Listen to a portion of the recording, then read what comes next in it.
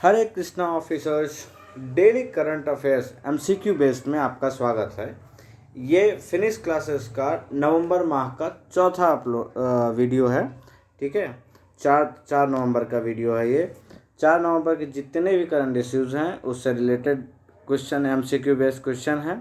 अगर आपको इसका पीडीएफ चाहिए तो आप डिस्क्रिप्शन बॉक्स में जाएंगे, आपको टेलीग्राम का लिंक दिया है, वहाँ आप जाके फिनिश क्लासेस नाम के जो टेलीग्राम चैनल उस पर आप ज्वाइन कर लीजिए। आपको उस पर सारे पीडीएफ इसके फ्री मिल जाएंगे। अगर आपकी कोई क्वेरी है या कोई सजेशन है तो आप इस पर आप अपना कॉल करके या व्हाट्सएप करके आप क्वेरी या सजेशन दे सकते हैं। आते हैं आज के पहले क्वेश्चन पे। हाल ही में CIPS excellence in procurement awards जो है वो 2021, जिसे सिप्स पुरस्कार नाम से जाना जाता है, डिजिटल प्रौद्योगिकी का सर्वश्रेष्ठ पुरस्कार सर्वश्रेष्ठ उपयोग श्रेणी में किसे विजेता घोषित किया गया है। तो सिप्स पुरस्कार में जो डिजिटल प्रौद्योगिकी का सर्वश्रेष्ठ उपयोग श्रेणी है उसमें जो है किसे विजेता घोषित किया गया है, तो ये किया गया है GAM पोर्टल ने, जिसको जेम पोर्टल बोलते हैं।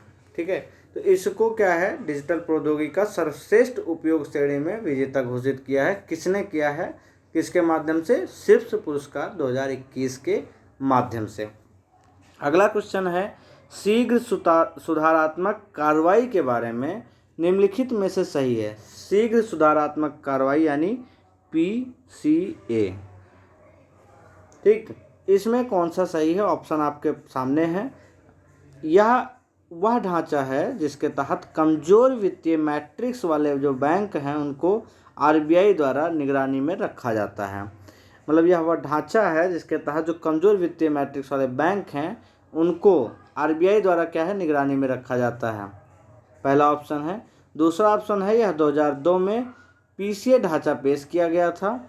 तीसरा ऑप्शन है, ये 2 जोखिम सीमा स्तर हैं। तो पहला ऑप्शन सही है, ये RBI के निगरानी में रखा जाता है।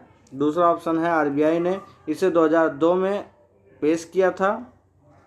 तीसरा ऑप्शन है, 2 जोखिम स्तर नहीं, इसका 3 जोखिम सीमा स्तर है। तो ऑप्शन कौन सा आपका सही है? केवल 1, 2। अगले क्वेश्चन पे आते हैं। हाल ही में SBI रिपोर्ट के अनुसार कथनों पर विचार करना है। SBI रिपोर्ट के अनुसार भारत की अनौपचारिक अर्थव्यवस्था औपचारिक GDP के साथ लगभग 15 से 20% सिकुड़ गई है। ये ऑप्शन आपका सही है।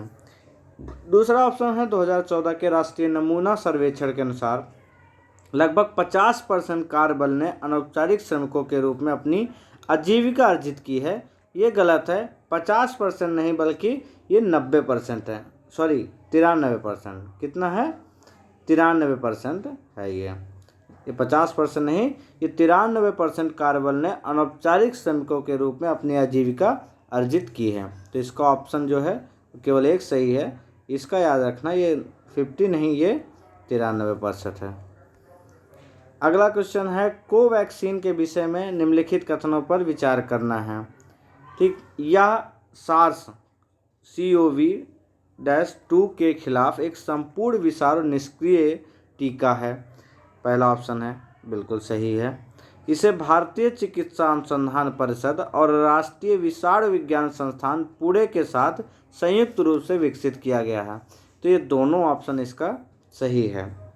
हाल ही में क्या है, भारत की जो पहली स्वदेशी कोवैक्सीन जो कोविड-19 वैक्सीन है वो भारत बायोटेक के कोवैक्सीन को WHO द्वारा, किसके द्वारा? WHO द्वारा आपातकालीन उपयोग की अनुमति दी गई है। तो ये क्वेश्चन उसी से रिलेटेड आया है, ये याद रखना। क्वेश्चन अगला है, AIS जिसको वार्षिक सूचना विवरण बोलते हैं, इससे संबंधित सत्य कथन क्या विचार करना है। तो इसे आयकर विभाग द्वारा तैयार किया गया है।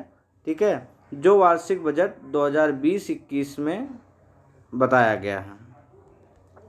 इसके अंतर्गत ब्याज, लाभांश, प्रतिभूति लेन देन, म्यूचुअल फंड लेन देन और विदेशों से जो प्रेशर जैसी अतिरिक्त श्रेणियों की जानकारी शामिल है।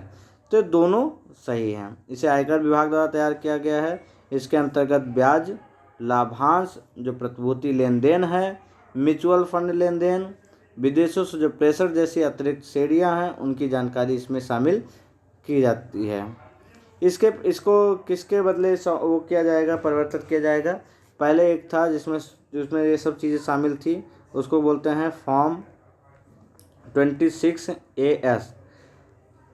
इसमें सारी चीज़ें जानकारी मिलती थी, लेकिन जैसे ही AIS जो है ये लागू होगा, ठीक है, ये समाप्त कर दिया जाएगा। अभी ये समाप्त नहीं है, बट ये नया है, तो इसलिए अभी इसको लागू नहीं किया गया है, ये अभी इसको तैयार किया गया है। बट जैसे AIS लागू हो जाएगा, फॉर्म 26AS इसे समाप्त कर दिया जाएगा। क्वेश्चन अगला है, भारत के नवीकरणीय ऊर्जा मुद्दों से निपटने के लिए नोडल एजेंसी कौन सी है?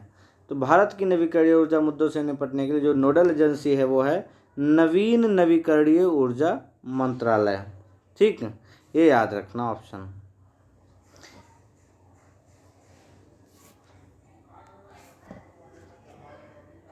अगला क्वेश्चन है, किसी भी क्षेत्र की सौर ऊर्जा क्षमता को मापने वाला जो सौर ऊर्जा कैलकुलेटर एप्लीकेशन है वो किसके द्वारा प्रदान किया जाएगा? मतलब कौन किसके द्वारा बनाया जा रहा है और किसके द्वारा प्रदान किया जाएगा?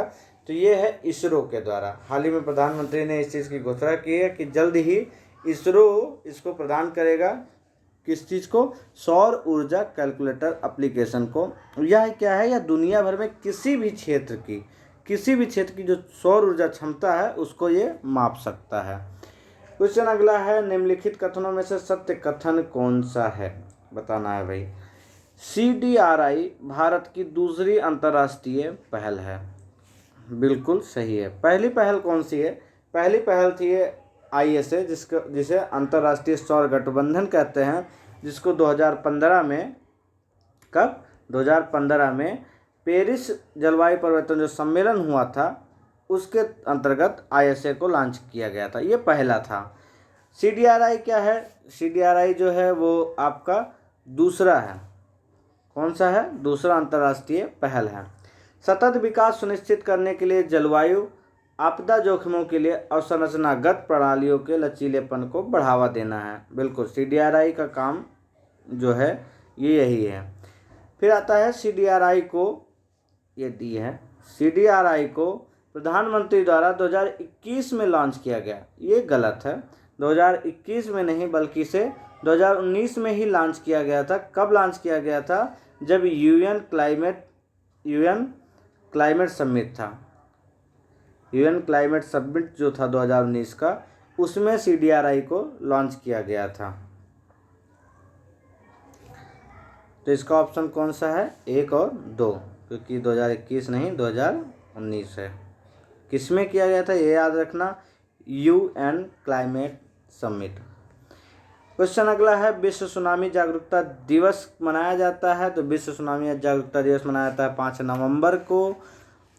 अगला क्वेश्चन है, अनुकूलतम अंतराल रिपोर्ट 2021 किस संस्था द्वारा जारी किया गया? तो ये जारी किया गया UNEP।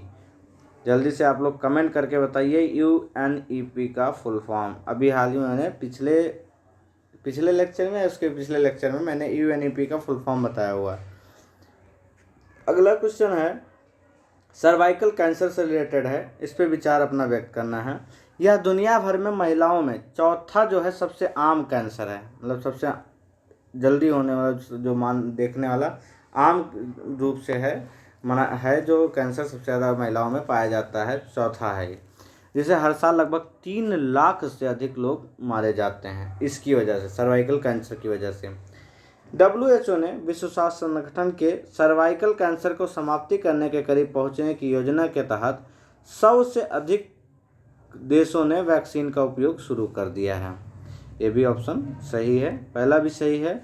HPV जो वैक्सीन है वो केवल एक संक्रमण को रोक सकता है, ये भी ऑप्शन आपका सही है। HPV क्या है? यह है ह्यूमन पेपिलोमा वायरस। ये सर्वाइकल कैंसर से रिलेटेड है, वैक्सीन है एक, ये याद रखना कि सर्वाइकल कैंसर से रिलेटेड अगर वैक्सीन का नाम है तो HPV वैक्सीन।